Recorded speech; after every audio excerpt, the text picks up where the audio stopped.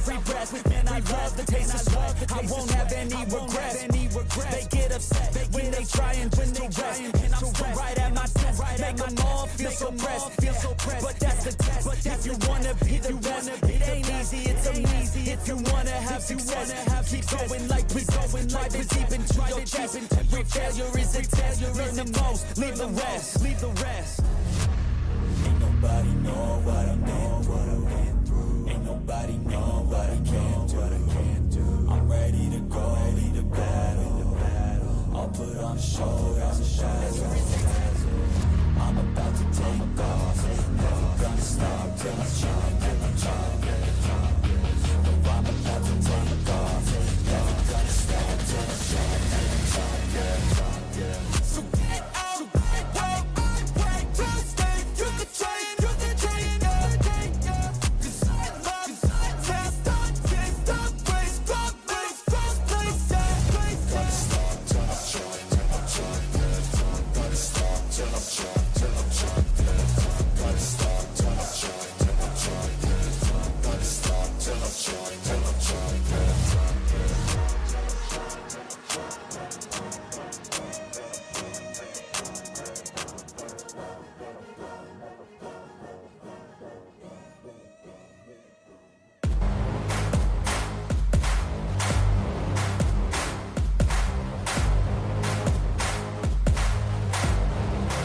I like to get paid, that's why I work every day. I'll be making money till I'm in my grave. Don't care what they say, I'm bad time with my money. Left to the bank, cause it's funny. The money keep coming, I manifest it. See these lyrics and you'll get it.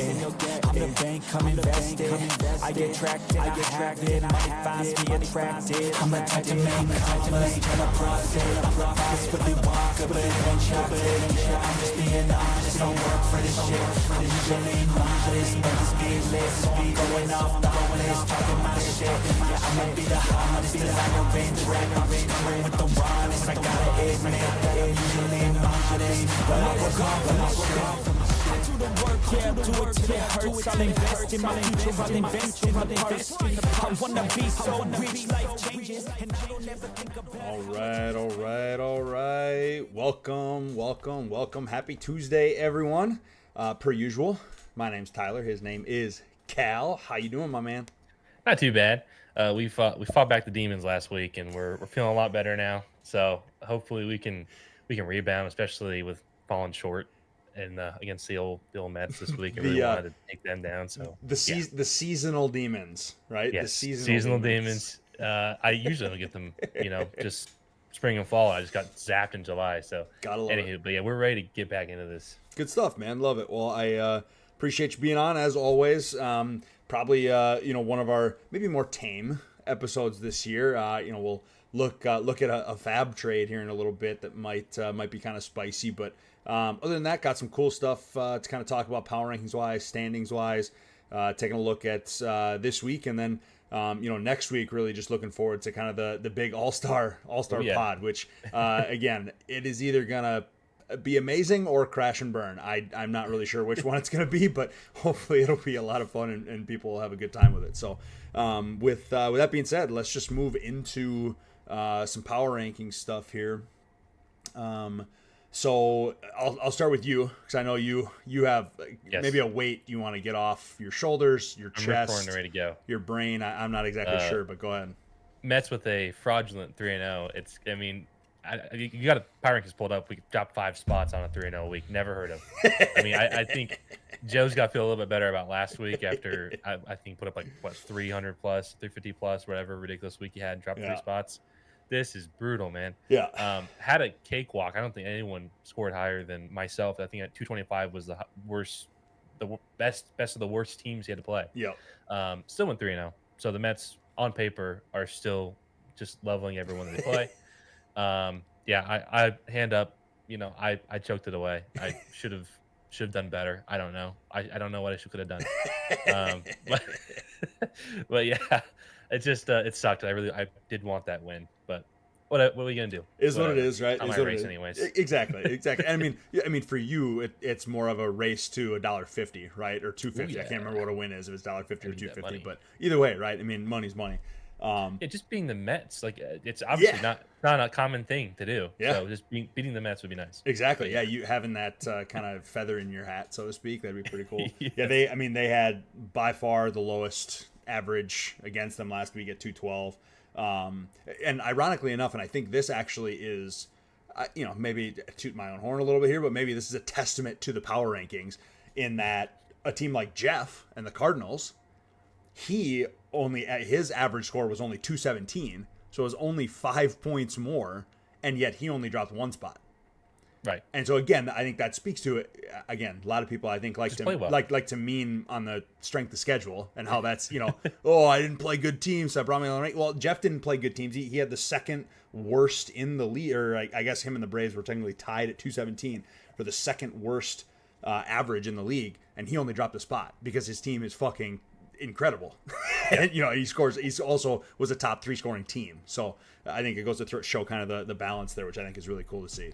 Also, it means the hot cold modifier isn't like True. crazy OP either. True. Because you cannot get hotter than the Mets. So Correct. To have all that going against them and they still drop 5 spots, then yeah, I would agree that there is definitely validity to it. Unlike some haters out there, not gonna name me, but I think there is a little bit of validity. Yeah. All right. Well, for me, the first thing I wanted to bring up was you. Actually, I think first time in a long time for sure. The Angels are now in the top 25. Yeah, you are that's just what you top do 25 team, right? Take care of business. Yeah, man. I mean, if you were to ask in any other sport, how good is it to be in the top 25? Most people would say you're one of the best teams in the country. So yes.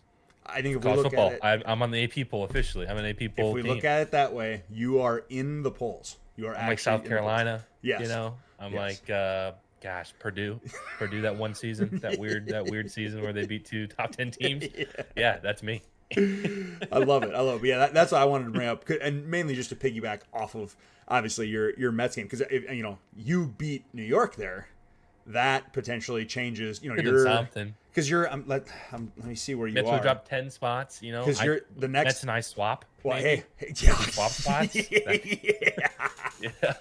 I'm on the hot cold mire fire. Well, they lose to a crappy team. Everything changes. This is what I was looking at, and you're still a little bit behind from a points perspective, but you're well above the 5 teams below you right now. You got about a 50-ish point lead in the overall rankings there, but you're about 190 points behind the next team above you. Do you have a guess who that is? I'm staring. Are you Big looking Papa at right it? there? Big Papa. I'm gunning for him now. It wasn't really on my radar, but now I have nothing to play for. Seriously. I'm playing for the podcast. Really. Yeah, 100%. That's what we're doing this for. $150 is not going to really propel me into stardom. Yeah. So I gotta keep my name, in the good lights. So we gotta keep trying our hardest here. Yep. And the Red Sox usurping would be huge. Boy, I would love that actually. That's something where if by the end of the season you are somehow miraculously ahead of him, Ooh. I mean that is like 6 months of just reaming every day, every time you see him. If Dad's like, hey, I got approached for an offer, I'm like, dude, you should sell it all. I mean, your team sucks. I would just go ahead and just take care of those contracts for you right now. I mean, there's really no hope for give you. them to me. Give them to me. Yeah, just give them to me. Just go next season. We also talked about the White Sox. We need to give the White Sox a win. Yeah. So you can either give it to the Twins, the White Sox donation fund, whatever good cause you want to go to. But we gotta take care of this somehow, because I'm not gonna just sit there that close and then not overtake. So yeah. Well, speaking of the NL East and the fraudulent Mets, my pick to win the NL East still you wanted to mention from last week as well. 100%. I mean, the Nats 3-0 yet again. I want to say it was last week we brought this up, maybe the week prior, but recently they've gone 3-0. They went 3-0 again. It was 300 points. So Nats are somehow maturing into like the team that we kind of expect them to be. I don't know if it was just injuries. I don't know if it was just trades they made throughout the season. I don't think their roster has been that different. They usually don't trade that much either. No. So I think this is just the team that we expected from the beginning of the season.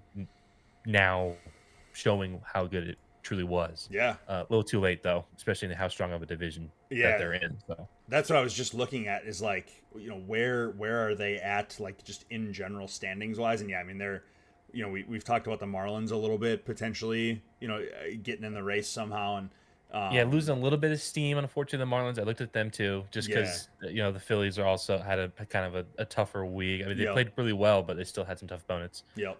But it's just I don't know. The Phillies putting up, I think, 319 points, going 2-1, I believe it was, Something and then you like get the that, Mets just just chilling out on the beach, Cakewalk. 3-0. Cakewalk. Yeah, I think, I mean, looking at their team, they're pretty healthy for the most part, but I mean, they also have some decent guys like on IR still, excuse me. Robbie Ray still sitting there, Luzardo still sitting there. They got Henry Davis, who I don't think is injured anymore, so they're probably gonna have to take him off of IR here. But yeah, I mean, other than that, they like not a terrible lineup. So interesting to see them. For me, and this again kind of plays off of that narrative in that they're sitting in that 16 spot in the power rankings, right smack dab in the middle with the Marlins, with the A's, with the Royals, with the Rays. They're all kind of sitting there and staying there in a sense, which is actually kind of interesting to me because if you look at the point spread between the Rays at 19 and the Marlins at 14, it's a 600-ish difference in points. Actually, almost 700-ish difference in points, which is a ton in terms of the power. Like if you look at a 700-point difference across the board in other spots, like that's a huge difference. So the fact that none of them are really moving isn't super surprising, but at the same time, you would think somehow teams would separate a little bit. But just taking a look, kind of again, if we're going by just the scores, which again are not in any way, shape, or form a metric, the only metric you should use, but you look at the teams that are in the playoffs, you're kind of looking at the ones that are over that 2,000 mark. And then again, the Royals, I think, are sitting there right now, and that's essentially it, right? So kind of just interesting to see it that way. But yeah, and in this, like the Jays not moving after a 3-0 week, that's kind of a bummer. Yeah. But Jays are now officially in the playoff hunt. Yep. So that is, I mean, he pretty much declared, I'm going for it. He is absolutely, I mean, it's paying off. Now it's battle of the Garys. They're only 2 games out from each other. It'll be pretty interesting to see how it unfolds. There's, again, so much left to play. Yep. But yeah, it's getting down to the wire. I thought this was kind of a 2-man race in the AL East, and Blue Jays, they bought their way into it. It seems like when it's cannot getting count pretty Gary exciting. out. It's heating up. Cannot count him out. No, definitely not. He can turn anything on a dime, whether it be real bad or real good. He will turn it on a dime for sure. True. Very true. One, and honestly, speaking of, I'm trying to make a good transition here, but speaking of Gary, someone who we all know for trading, moving on to the one trade we kind of wanted to talk about here from the past week or so, and I'll see if I can get it pulled up here really quick while we're getting to it. But really, we just wanted to mention the FAAB that's being moved. Oh, and I didn't even realize I actually missed it. So it's $5 for a third and $12 for a second. Just the $5. Which I missed the $5 for the third. So we actually have a couple that I think is interesting. And we not having much else to necessarily talk about from the past week. I think this was an interesting thing to kind of talk about simply because one, FAAB has been a huge conversation starter, right, for this league in many different ways at many different points throughout the season, preseason as well. But then it still continues to kind of be, I feel like, in the title of this podcast, I put overvalued, but for me personally, it's what is the value still, right? And the fact that it's so different based on it's different and not different based on who you ask, I think it's an interesting thing to talk about. I know I had mentioned to you, kind of in the pre-pod stuff that we were doing that some conversations that I've had have been surrounding these two trades specifically. So Cleveland sending $5 to the Cubs for a third round pick and the Reds sending $12 in FAB to the Cardinals for a second round pick. And to me, I look at those and I'm someone who values both of them, but I generally tend to value picks higher than FAB, let's say. But I've had conversations with owners who are like, hey, these trades were made, that's the value, right? Like there's, if we're going to, include FAB, if you're going to include $12 FAB in a trade, then there should be a second on the other side of that trade somehow, or that kind of valuation, which is very interesting to me, right? So what are your thoughts on that? Definitely not that. I think I'd said before, but like the value of FAB is very fluid, and I think I don't know. There's two, I guess, things that will impact it, and it's the amount of season left, because you can't take FAB with you, but then also the amount of FAB left on top of that as well. So it gets more scarce, but it also gets more useless as time goes on. So like, do the two things, I guess, cancel out and it just stays the same throughout the whole season? Whereas I don't think this trade would have been made in like January or whenever we would a turnover. Well, we don't even have FAB then, right? So that's what I'm saying. Like I'm trying to think of like the time frame when we're unlocked. Yeah, we're allowed to trade the FAB. FAB, I don't think it starts until the season starts. From a FAB perspective, I think. That's right. Oh yeah, because we go through the auction and all that jazz. Okay, yes. So season start. Let's just say boom, April.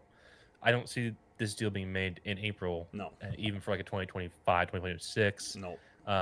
The amount surprises me, but I think it's because of how late in the season it is. But how useful is it going to be to Jeff's Cardinals, where it's like, okay, I mean, is he going to use it to pick up a reliever or like a backup catcher? Well, for him, because again, that is all that's available. He's been probably the most vocal of anyone about how he has hated the FAB reduction. But for him, it was never about the free agents, or at least the MLB free agents. It was all about prospecting for him, which makes sense. And I know 12 shots at it. Yeah, 100%. And I know to outdo a second rounder. But Steven Jeff has good prospects. 100%.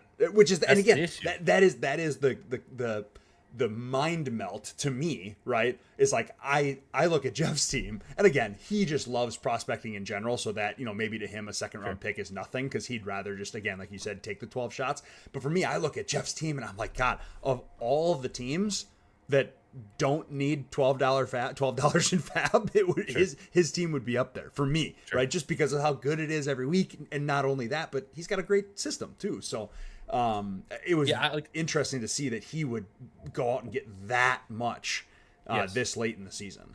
Yes, but like this, I don't think it's a great deal for Jeff. But like if Seth did this, like who's maybe not historically had the best farm system, like dude, this is a masterclass. Yeah, you get 12 shots at this. Frank There's too. A good chance you're going to get 3 or 4 guys out of 12 shots. Yeah, that will outdo what a second round pick is probably going to do for you, just on a whim if you pull out of a hat. Who goes in the second round. Yeah. So, whereas, like I said, like it's a masterclass for one team, and it's like, what are you doing for another? I don't know. I guess it is all relative by team. Yeah. Well, and it goes to our point. Who it is. When it goes to our point too, and you kind of said it before as well, is like the value is completely in the eye of the beholder, right?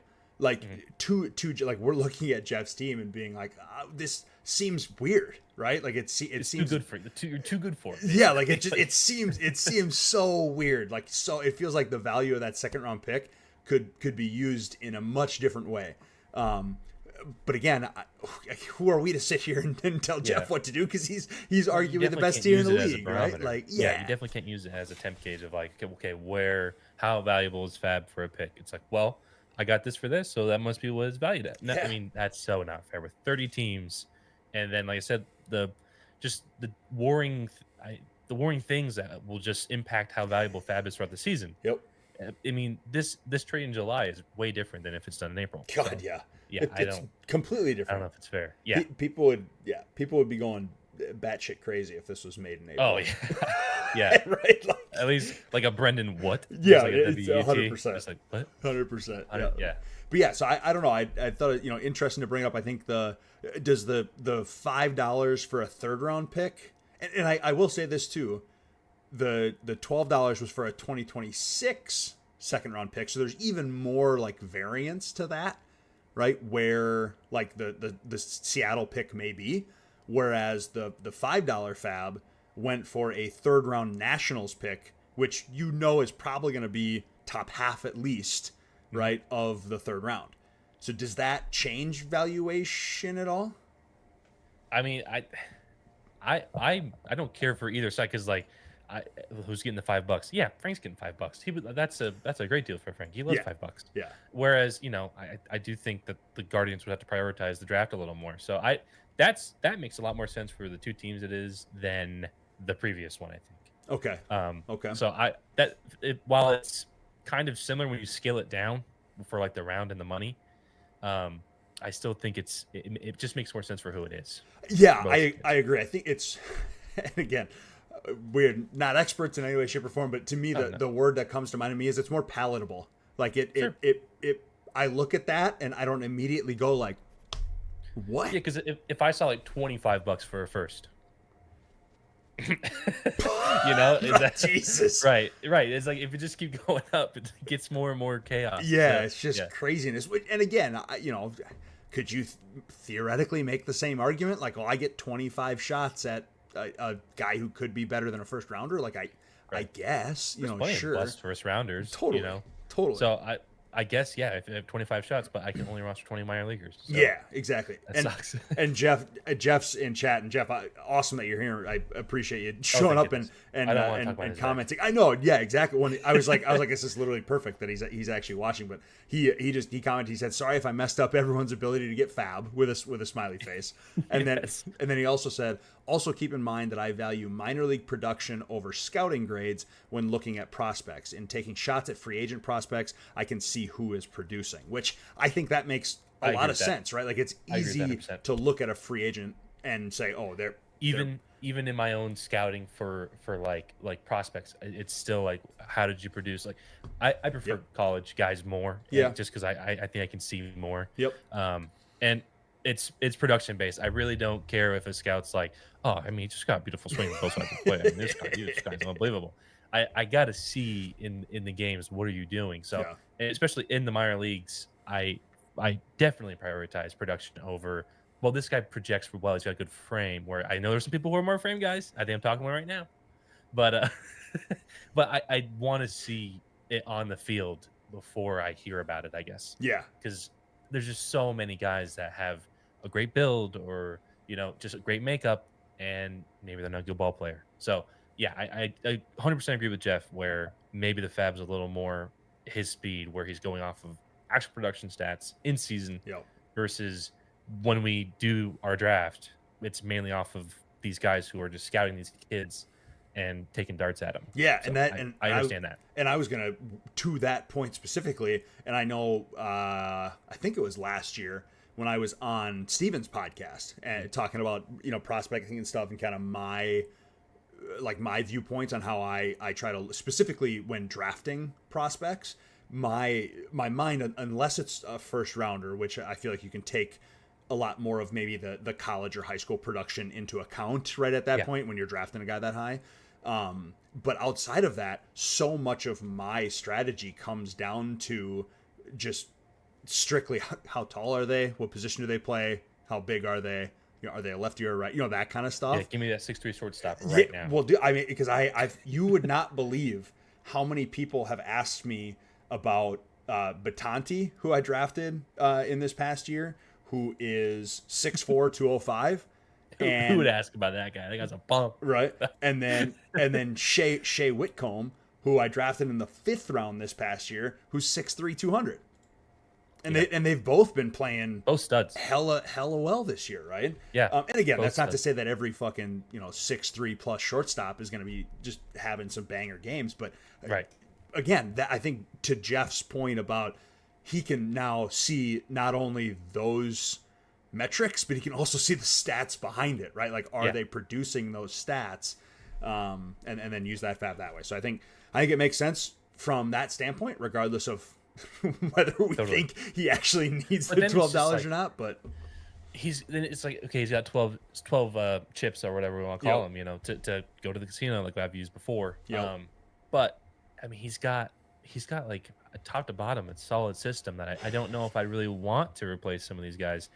Maybe you have like a short list of 5 guys that you'd probably get rid of, but I don't think that farm system is bad enough where he needs $12 to work with. Yeah, I don't know. To give up a second. Is it? So I just pulled up his team real quick, and is it something where like, because he's got 1, 2, 3, 4, 5. He's got 6 teenagers on his team. So is that something where like, all right, he takes a shot at a teenager, gives them a month if they're not working out, he just replaces them with another teenager or something, or another prospect he likes better. Like DiCaprio for prospects. I like that a lot, yeah, actually. exact 100%. That is an S tier reference, Cal, off the top of the dome, my man. Thank you. God, that is why you are here. Jesus, if anyone doesn't get that, just Google DiCaprio. Yeah, or I was gonna say DiCaprio young girls, but that might not be a good thing. Yeah, maybe not that. Let's not do that. Yeah. So I don't know if that's Jeff's strategy or not. Because even positional wise, like he's all over the place. Positional wise, he doesn't have specific positions. So yeah, I don't know. Interesting conversation to have. We'll see. Who knows if more of those trades will happen. I would be someone who would love to have more FAAB potentially, but am I willing to trade a pick for it? Right. Boy, I don't know. I really don't know. I really don't, because I've used almost all of my FAAB this year, I believe, on MLB players, because I'm not a huge prospector during the year unless there's someone that I see that I'm just like, I need. But yeah, I don't know. Interesting stuff. So anything else you wanted to add on that? No. I think we kind of got that taken care of. But I'm just happy that Jeff was able to provide some context to it, because I mean it gives a lot more Yeah. It makes sense to me now. Yeah. I think that makes a lot more sense. I still have some problems with it, but I think it's very fair. I'm glad he was there to at least shed some light. And it's personal problems, right? It's not like you're like, Jeff is an absolute it's just a way idiot. I Like, what are view you doing? prospects. Right? Yeah, exactly. Exactly. Which, and again, obviously there are 30 different ways that people look at stuff in this league, so 100%. no reason for us to think otherwise. Okay, let's move on to this week and what we are looking at. I'll pull up the schedule here. We are in period Yeah, we're in 15. now. All right, here we go. So why don't you kick it off? What do you got going first? It really is just some division races. So we brought up the Battle of the Garys, Jays and Yankees. Right now, Jays' week looks like I don't know. It's tough with where the Mets are at. They're playing the Mets, the Cardinals, and the Brewers. Yep. I think maybe 2 of those are pretty decided. The Mets one I think is more of a toss-up. Yep. And then the Yankees will be facing a little tougher of a schedule. I think they're playing the Athletics, the Giants, and the Guardians. I don't know. The Yankees have been kind of, I don't want to say inconsistent, but it's been tough to kind of figure out where they're at, I guess. Well, it's kind of interesting to see too. Like, I feel like they kind of have similar matchups too. Like, they'll probably beat Cleveland, they'll probably lose to the Giants, and then that A's matchup is kind of the toss-up for sure. right? Yeah, 100%. And then another one I had for as far as division race would be Cubs Pirates. They're currently tied. And I don't think I've seen a week where they're not tied. Seriously. I cannot think of the last time Seriously. where they were even a game apart. Yep. And it's not going to help things that they're playing 2 of the same opponents. They're playing the Mariners and the Tigers. So it just gets even more deadlocked between them. And good teams too at that, right? So it's like 2 other good teams. So like it could literally come down to like points, right? Like a couple points here and there. 100%. In terms of someone taking the lead. But yeah, that is pretty funny. For me, my first thing that I was looking at the Royals. Again, I've been off and on checking on them just to see if they're going to hang on to that last spot. It is looking like they probably are going to. I don't think Kevin's made enough ground in Tampa to push him out of that spot. But Brendan has a possible 3-0 this week if he can somehow beat the Mets. We'll see. I don't know if he'll be able to, but I mean, if he is, yeah, right. If he's got it in him, and he can beat the Mets, that'd be a 3-0. That to me would probably lock it down for him. It'd be pretty hard for him to not make the playoffs at that point. And then my second one was Seattle this week. Again, another playoff team. You talked already about them playing Pittsburgh and Chicago and the Cubs, which obviously are tough matchups. And then they have Miami too. And so, talking about the Cubs and Pirates playing some bigger teams and potentially, moving spots, moving games. Seattle's in that exact same position. Again, they're fighting in the West to try and keep their spot out there. So Yeah, let me pull up the A's and see what their week looks like. So A's will have as another little divisional race here we're looking at. So Tigers, Yankees, and Rockies for the so tough. I mean, two tough 100%. games, and then probably beats Allen, but two tough games outside of that. Yeah, it's heating up, and it's going to be at least this week should be kind of fun. It might just be nothing where no change happens because there's a lot of 2-1s in common here, or 1-2s. So I mean, maybe it's going to be super boring. I don't know what's going to happen. There is one pretty big game though. Yes, it is Battle of the West. We have the Dodgers and Giants. I do think it's kind of cool that even in ABL, the Dodgers and Giants blood feud will just never go away. It's cool, and it's between two different owners of the Giants too. These two teams are still rivals. Yep. It's pretty great, honestly. I love the fact that we're finally seeing them go toe to toe. I don't even gonna put a bet on it. I'm just gonna watch and have fun. I'm not gonna be that much of a degen, but hey, maybe what we do is we more so put odds on whether or not Joe thinks he got lucky when he wins or loses. Ooh, that's what I like that. Do. I like that. Just like on Sundays, what am I supposed to do? I mean, Ben Lively goes out and tears his ACL. I mean, there's nothing I can do about that. Probably. Knock on wood, though. Please don't let that happen. Yeah, please, awful. Ben Lively. I'm so sorry. Yeah. Ben Lively's mom. I'm also sorry. That's not what I meant.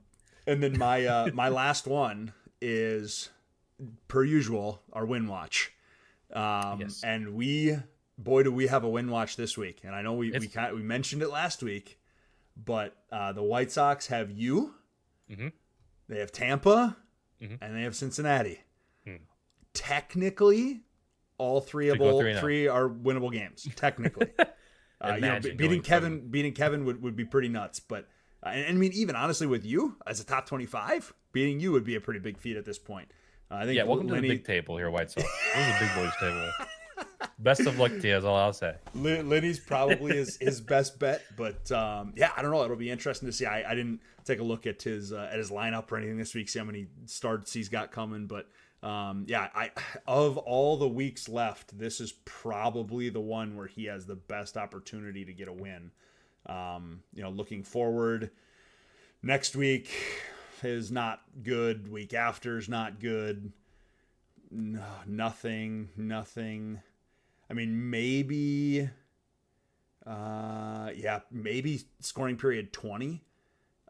He's got the Braves, Rangers, Padres. So that probably is his last chance of the year. Padres.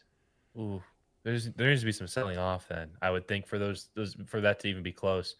Yeah. This might be it. Maybe I have to retire win watch after this week because that does not sound good at all. Yeah, we'll have to wait and see, but. Anyway, that's all I got. Anything you wanted to add? I think this is. Let me make sure that I got this right because college football 25 is about to drop, and I might just quit the podcast once that drops. And you'll never see me again. Hey, not me trying to move our podcast on the day that it releases early. July 19th. Well, okay. Yeah, unless you're like me and you are a true degenerate and you bought. Did you get the deluxe? The big boy edition, and it comes out on the 16th. I tried. So I sat there in the checkout, looking at it, because on the PS app, they throw the deluxe edition in your face, and I saw the 3 days early access, and I'm like, is it worth it? Is it worth it? Is it worth it? 11 years of waiting, Cal. 11 years. I put it in the cart, and I just then I was like, let me check my account real quick. I was like, fuck no. I'm not doing that. I'm not doing that. Delete the standard edition. Yeah, hey. So yeah. You don't gotta tell me, brother. I'm counting down the minutes. I have spent I don't even know how many hours. Hundreds, if not thousands of hours in I mean, I just sold my Xbox 360 with NCAA football 14 and NCAA basketball 10. Dude, that had been earlier this year. A pretty penny. Because I would I made a lot of money off it. But but it was amazing because for the past 11 plus years that I've played that every year. Both of them, dude. Every time season would kick up, I'd play it. Every time March Madness came around, I'd play it, and it was great. And now I sold it, and I got myself a new Xbox, all this kind of stuff. So I am ready to rock. Oh no, we lost Cal again. Unless we lost me. I don't know. I guess we'll see. I don't know what happened, but either way, I'll just sign us off from here. Thanks everyone for watching, and we will talk to y'all next week. Have a good one.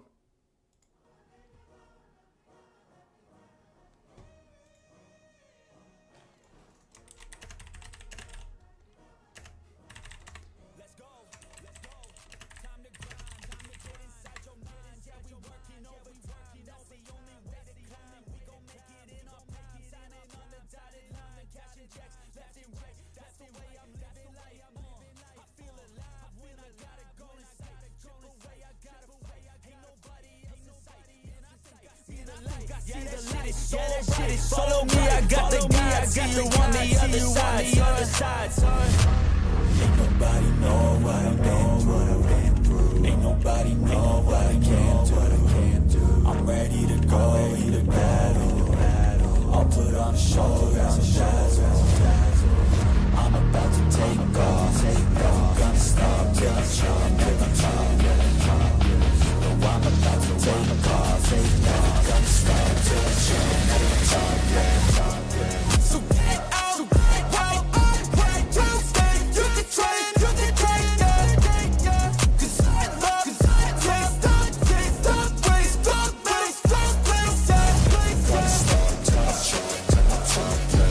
Gonna stop till I'm strong, till I'm strong. Gonna stop till I'm strong, till I'm strong.